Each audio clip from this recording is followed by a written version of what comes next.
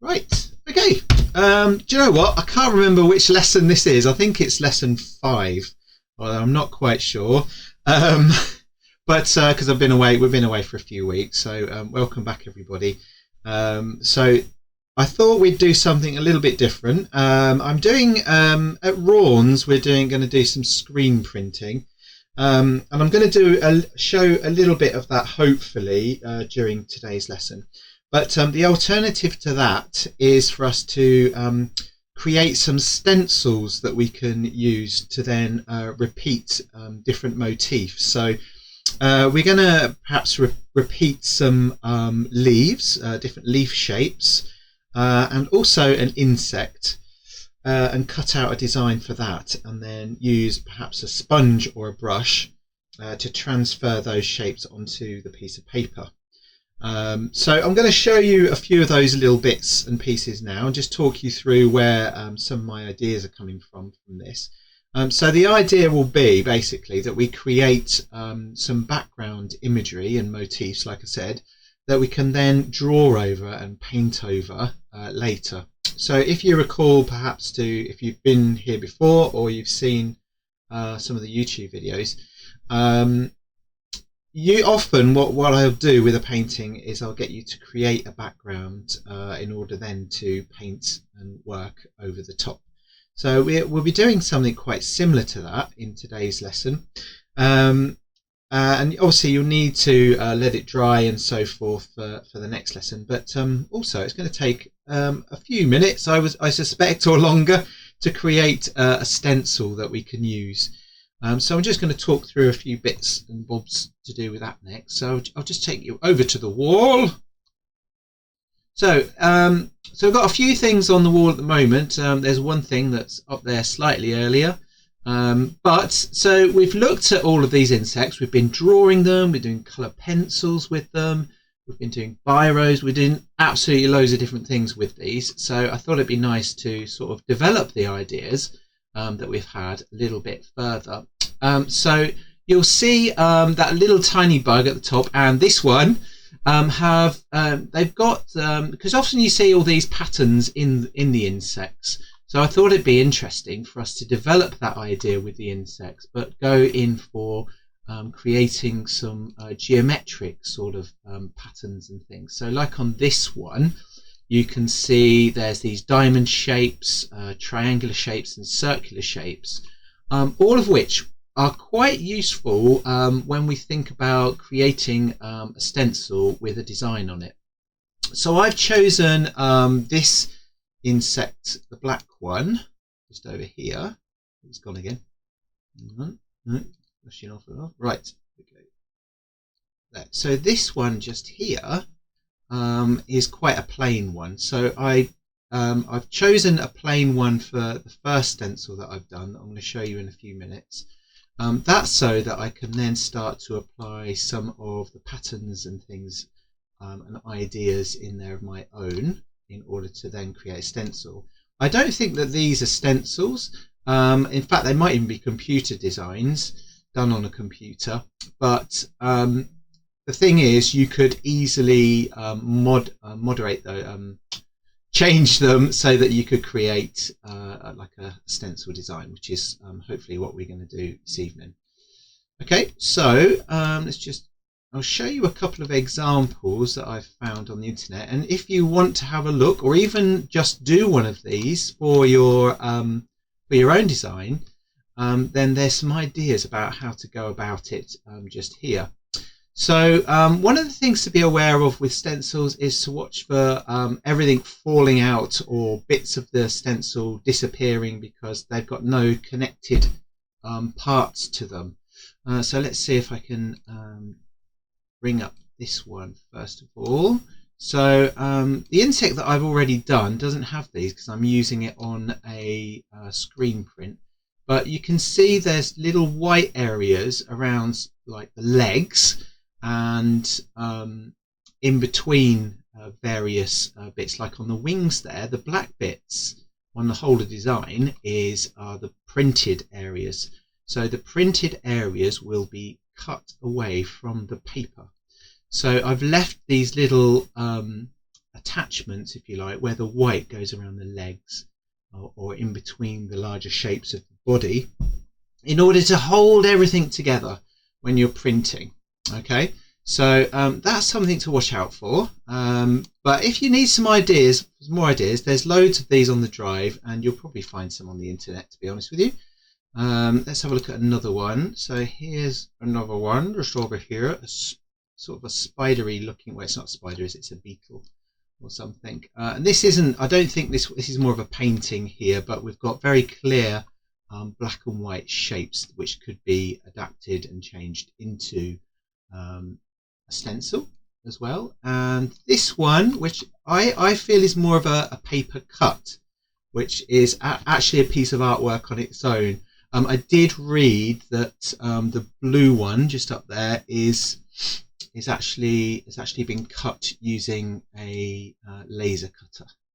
I don't know how true that is, but you could do this easily with a scalpel blade.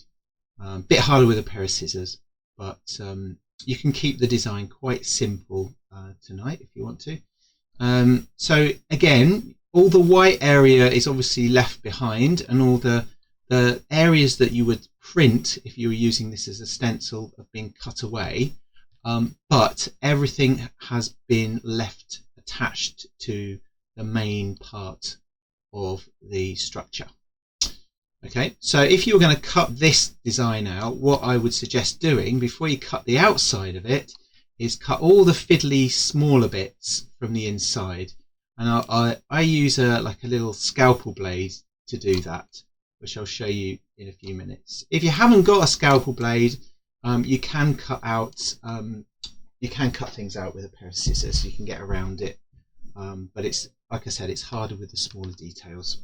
Okay, so I'll show you a few of the bits and bobs that I've been doing over on the desk, so that perhaps you can start considering what you're going to do.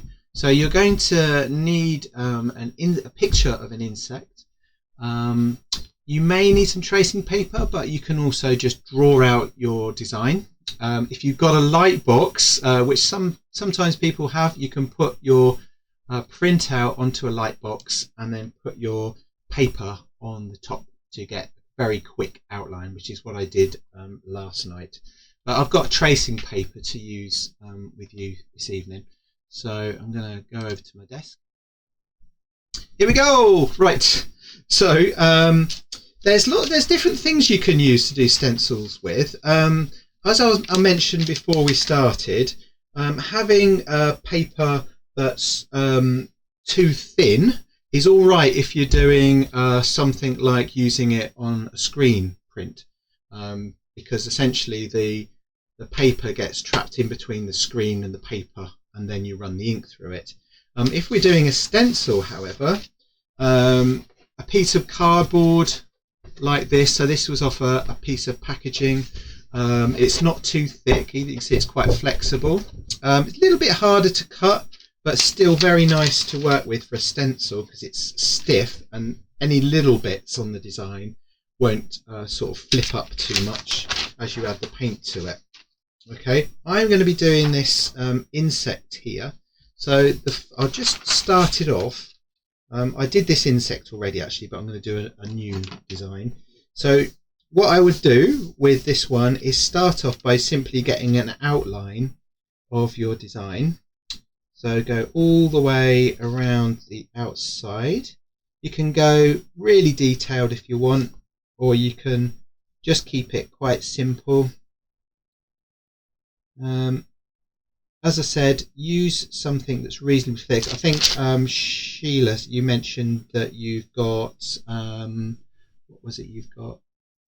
Oh, watercolor paper. That would probably be really nice to use because again, watercolor can be quite thick, so that should work pretty effectively for doing a stencil.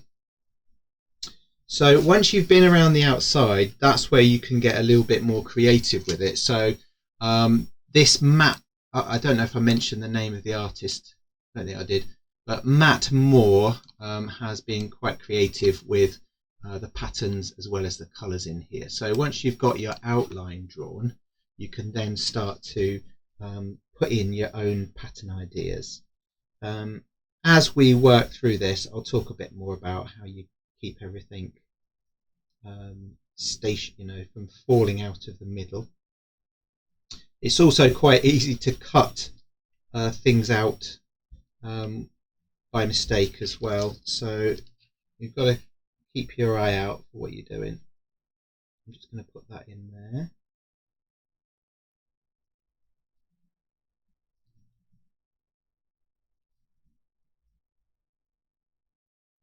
So you can go around the legs as well. With the legs, if you've got long legs like this, you'll find some of the legs get a bit kind of floppy. So it's good to have some gaps in between the different sections there as well. So I'm just going to, I won't do all of it now, but once you've traced the outline of your insect, then the next thing to do is to flip it over. So essentially the pencil is on this side of the paper where I'm drawing, obviously, and then to transfer this design or this shape onto your paper or onto your card in my case, you need to flip it over and go back over the back. So there's my design or my shape, and if I flip it over, I'll zoom in a little bit. Realise I'm a bit far away. So when you've got that on there, you can then start to go around the outside. You might want to attach it with something like a paper clip just to keep it in position while you're working, and then you'll find it transfers quite nicely onto the paper or card that you're using. Alright, now just to show you how some of these look, and actually to show you something else, quite a lot to show you tonight. So I've also been using some of this stuff. It's called mylar. So it's like a, it's not an acetate as such. It's a bit milky in its colour, but it's also see-through. So you can put things underneath it, see through, and trace your design, and then cut it out. And the nice thing about this stuff is you can wipe the paint off afterwards when you've been dabbing with a sponge or something, and you can reuse it. So that's another thing you could use. If you've got acetate, that might work as well. Okay, so here is one that I did before using, this was using a screen, but the nice thing about this is you can get positive and negative shapes really quickly. So this was the shape that you've just seen me cutting out, so I'll just move that aside a second. So I cut this shape out here along with some of the leafy shapes that you can see on here as well, and I've used these as stencils. So when you cut out your design, if I've cut out this, you're going to have this shape, which when you use the stencil around the edge, is going to create a negative shape like this white one.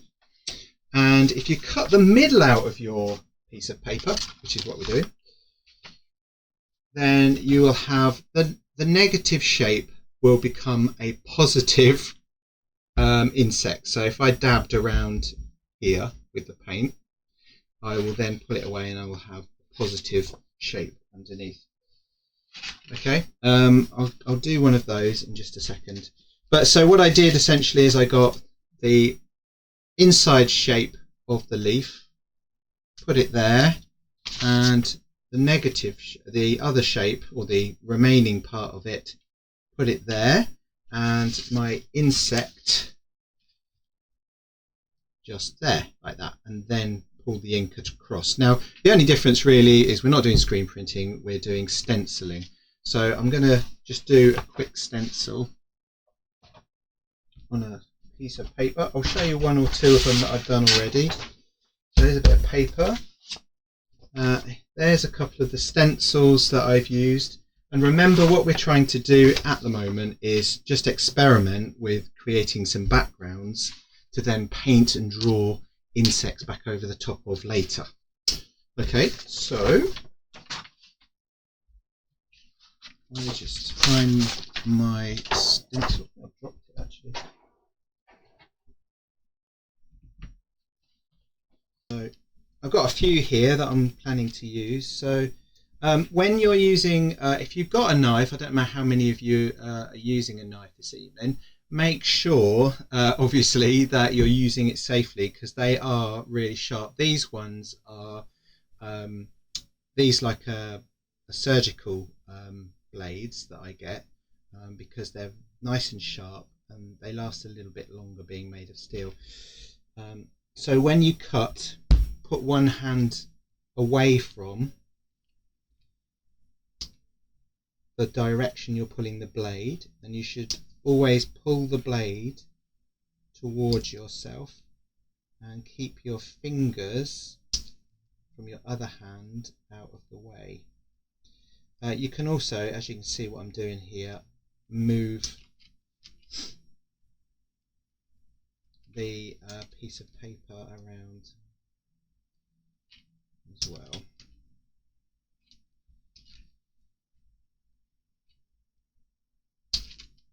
So I will, as I said, I will be doing an insect, and I suggest perhaps that you start with an insect because you can do the designs that we talked about. So putting the blade towards me away from my fingers.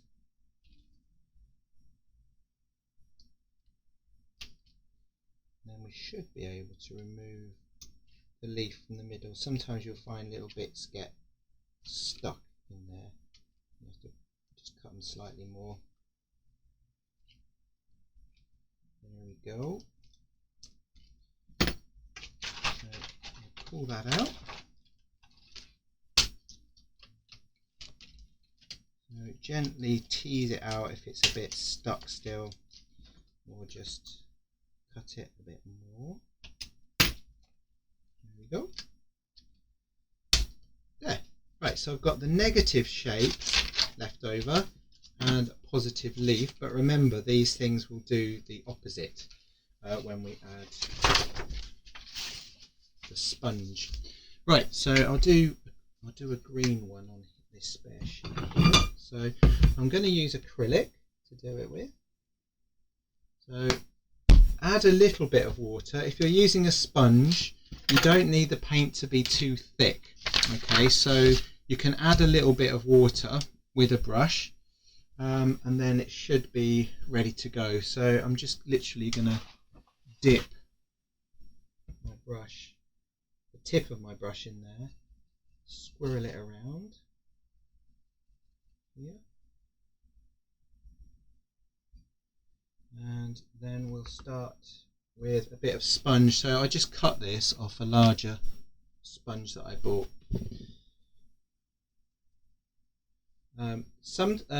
Sometimes it's quite good as well to tape this down, but I'm just going to hold it firm and hope for the best. It creates a nice texture as well, the sponge.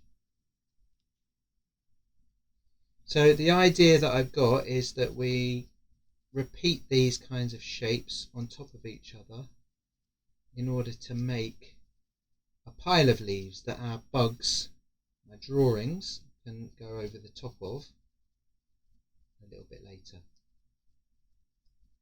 Here we go. I'm just dabbing on the top. And the nice thing about this stuff is obviously you can reuse it. Card you can also put a little bit of varnish or paint, acrylic paint, on top of a piece of paper or card and make it last a bit longer. So there you go. So I've stenciled that, and if I peel it off, there, I've got a nice shape, and then I can repeat that shape as many times as I want in perhaps a few different colours, and I've got a background that we can work onto a little bit later. Okay, so in summary, the idea then today is to get hold of an insect picture. If you just want to try a leaf out first of all today, because perhaps it's a bit harder to cut things without a scalpel blade, then you can do a leaf. But I was thinking if you perhaps want to even just create the design and find something to cut it with a little bit later on, if you're a bit stuck, then get the insect, create the outline either by tracing or drawing it, and then once you've got the outline, you can start adding in some of the ideas that we were talking about from Matt Moore. So on here I can start cutting away or drawing in. I'm going to go for flowy patterns on this one, and I suppose the trick is to make it reasonably symmetrical, which means reflected on both sides, like this. Right, so oh gosh, sorry. So you can see I've started to add in some patterns and ideas here, but leaving a gap between each of the shapes. So each shape is an individual shape on its own that can be removed without the whole thing disappearing. Okay, with the shapes cut out, this is how it looks before I've finished it off. So here's another one that I did, and you can see all of the shapes that have been cut away on here. And to strengthen this bit of paper, I painted it yellow on the back. It's a scrap piece of paper, so it makes it a bit tougher, and that's just with acrylic paint. All right, okay, so I've yapped on for ages. So does anyone have any questions about how to do and what to do and stuff like that? And I'll do my best to answer. Jamie, do you do a background first? I was going to say you don't need necessarily to do a background first. On this one that I quickly experimented with the other night, I actually did the leaves first, and then I did a wash of yellow over the top. And the advantage of that is that the colours mix. So the yellow mixes with the blue that's underneath and so forth. So you get an extra layer on top rather than underneath. But you could, if you prefer, start with a background layer and then start doing your stenciling over the top.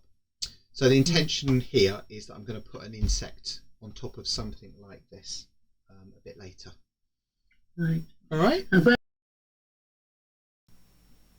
Okay, so for the rest of this lesson, I work on this insect. So I'm creating a stencil which can later be used to stencil, obviously, onto the paper.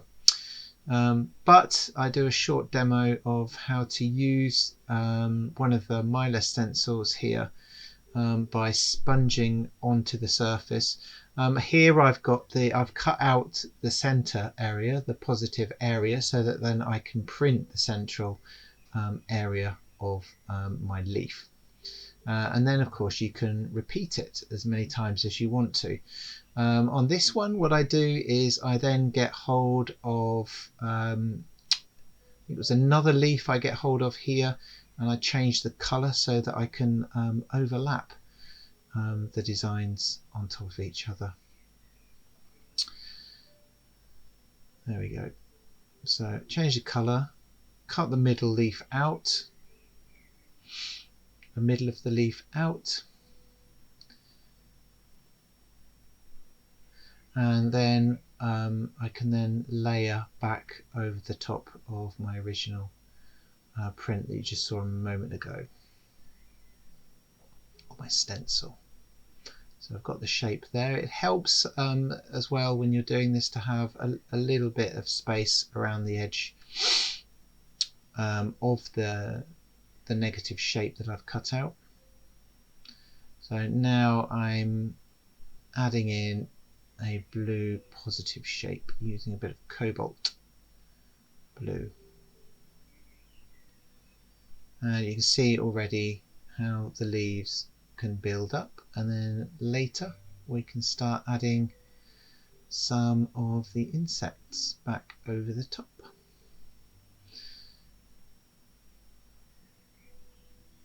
So at this stage we're just tracing the outline of the bug, but I'm also going to add some geometric shapes like the artist has used just over here on the right hand side. So taking a bit of inspiration from here in order to then create a stencil.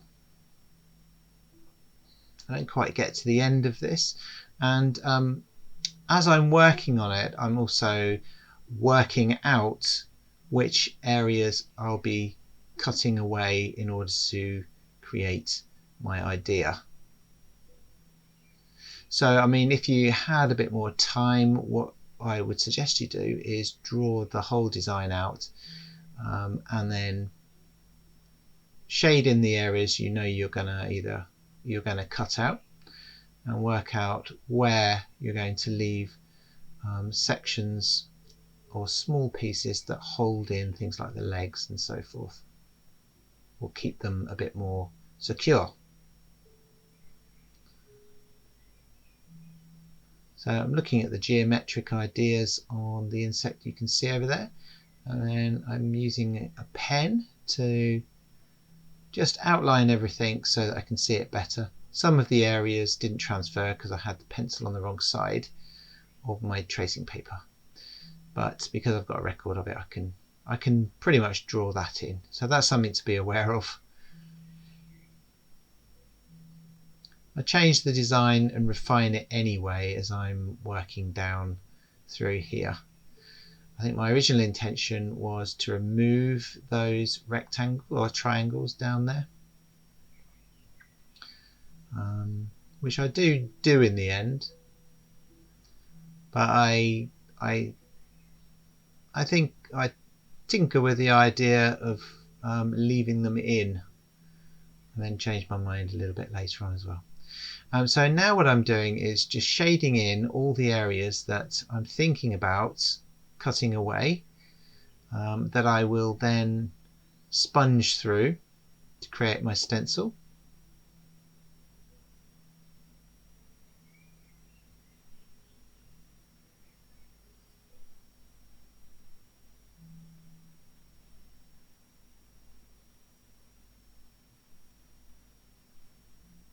So you can see the whole thing taking shape. So this is how it would look, or the black areas anyway that I've shaded here, this is how they would look when stenciled. Now here I just sort of played around with the idea of cutting out those black areas to leave the center areas behind, but then as I get down there I change my mind about that, which is perfectly fine of course.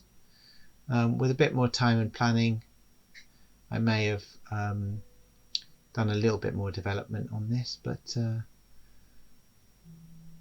lesson time sort of permits me to be a bit more experimental and just try things out as I go along.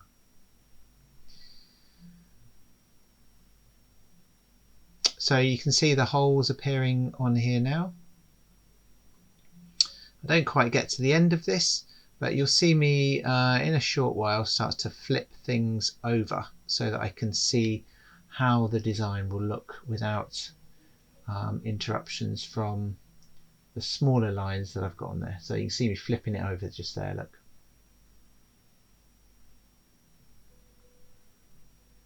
And it's coming along quite nicely. There goes the eyes. As I refined it, I added those little round bits in the center.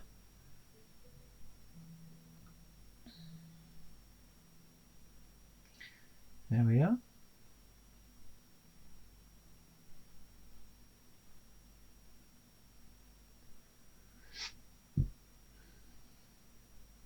And this is me just doing a further demo of how to stencil using the positive shape that I cut out rather than just the central shape, and that was printing directly from the Mylar.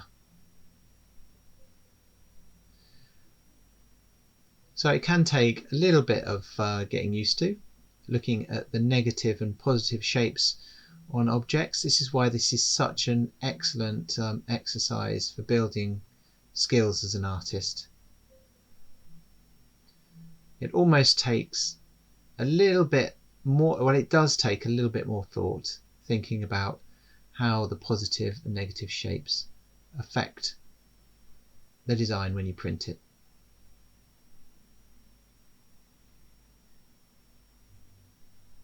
And this will be showing again there, and you can keep going with this and build up the whole sheet so you've got something to work over.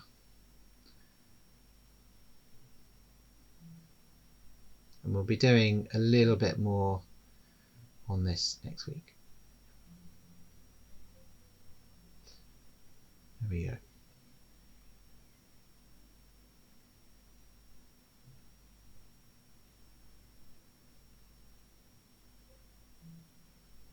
So I hope you've enjoyed this little video. Have a go and see how you get on. Be great to see how you got on with it. I don't get to the end of this and obviously print it today, but I shall do a little bit more next week. But we'll also be painting some acrylic designs using geometric shapes as well, perhaps over the top of these backgrounds.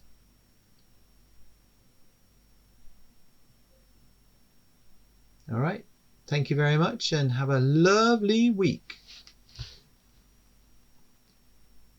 Bye bye.